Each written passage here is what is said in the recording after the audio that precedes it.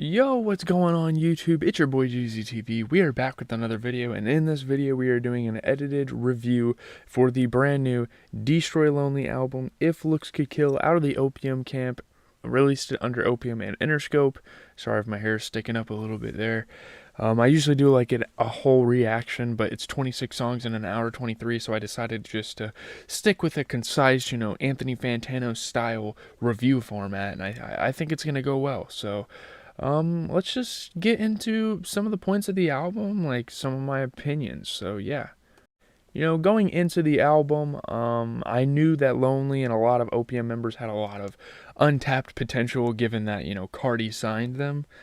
I would say compared to the other people in like the underground, whatever, like the rage, whatever space you want to call him, he is quite talented. And yeah, just going into this one, I was really excited. 26 songs is a little much, and it's hard to kind of withhold such good work out of an album like this. But yeah, let's just get into my thoughts of the album. As an overall sound of the album, I think, the sound is very pure and refined. It sounds like he took a lot of time. The instrumentation is so innovative compared to some of the other, like, Opium releases. Not a lot of rappers like him and in his space again can get out of their comfort zone. I really appreciate that he was able to do that with this album. He did it really successfully. Yeah, I really like this album. His vocals mesh well with a lot of the beats. The guitar is a good touch on a lot of the tracks. It's actually a highlight of this album, really. Um, and yeah, like, I don't know, man. The mixing's great. It sounds nothing like No Stylist, by the way. If you were going into this album thinking you were gonna get like a No Stylist sequel, like, you're wrong. I mean, the style, the effort that was put into this album is like elevated completely, and I like that people on Twitter are coming together and hopping on the wave of his and really starting to appreciate what he can do as an artist. Like, I really do. His last album was really solid. I'm not saying it's a bad thing that this, or it's a good thing that this doesn't sound exactly like his other album, but it's still nice to see an artist change up sound, because a lot of artists in this realm of hip hop kind of fall in this trap, this deep void of like making the same music over and over, just with a slightly different beat, slightly different melodies. And I don't think Lonely's doing that with this album. And by the way, this is only like his second major release. So yeah, very very good vocals. Ken Carson at times, comparing the two. Ken Carson at times can have some very like squeaky vocals at times, and it gets kind of annoying. But Destroy Lonely, nice and smooth and nice and poised as an artist. And I think he really attacks this, rock inspired album. I wouldn't say it's like literally a rock album. It was very rock inspired, and he said in interviews going into this album that he wanted to go into a different direction, which is awesome. He just wanted to make music he wanted to make, and yeah, it's so sick that like all the guitars, and he really like took it on. Like, some of these guitar riffs could be taken straight out of, I don't know, like a Stained album. I don't know what rock band, like a lot of them, you know.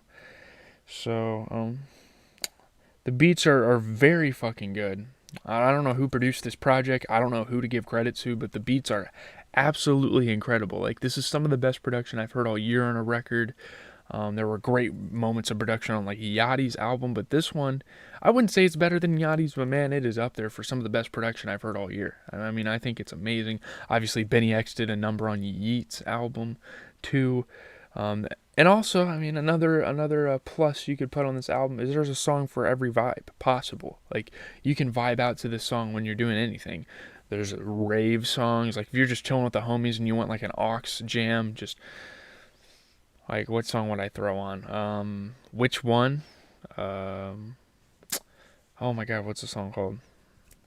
I'm kind of just freestyling this, so I apologize. By the Pound is a great aux sound song.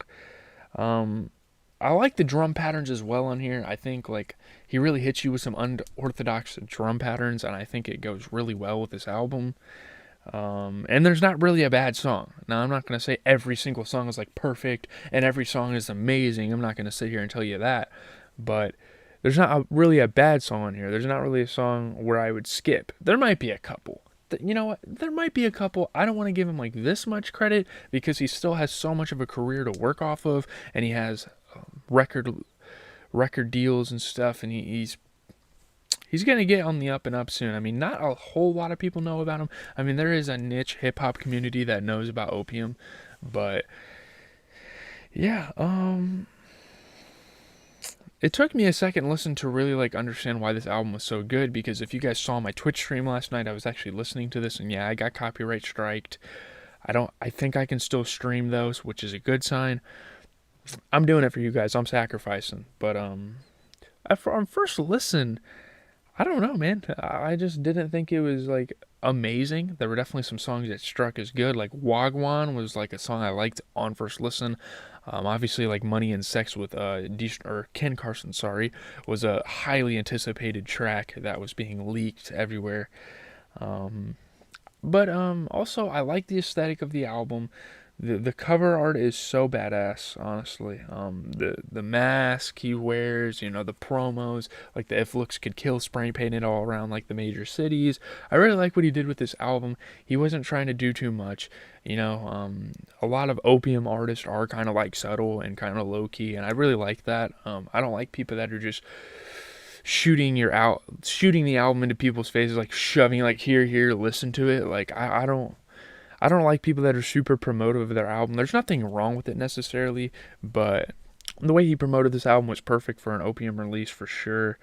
Um, I mean, this dude is a rock star though. Like, and the production just, whew, what do we call that? It's so like complimentary of his sound and his vocals. Like it feels like he could legit be, and it sounds like he could legit be in a band. Like it's ridiculous. The mixing is incredible on here. The sound is just like clean as a whistle. The Ken feature was sick. Really entertaining. The beat was fire. What a birthday present, man. I think this is one of the better albums that came out this year. There's also a short film with it, which showed some cinematography.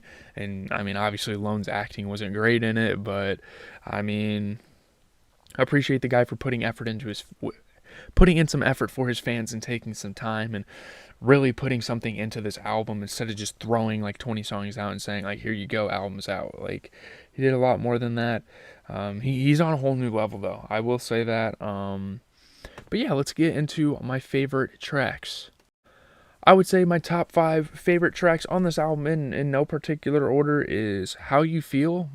Great, like love, kind of like a love song, rock song, kind of like a punk, emo song. It's great. Moment of Silence was incredible. It's like no other Alone song you've ever heard in your life. Safety Interlude is probably my favorite. I know I said in no particular order, but Safety Interlude is fantastic. It's probably one of Alone's best songs ever. Oh my god, it's so good. The guitar riffs, incredible. It's an incredible track. Money and Sex is obviously just a fun aux jam in the car. Which One was pretty good as well. By the Pound, Wagwan. Right Now is incredible.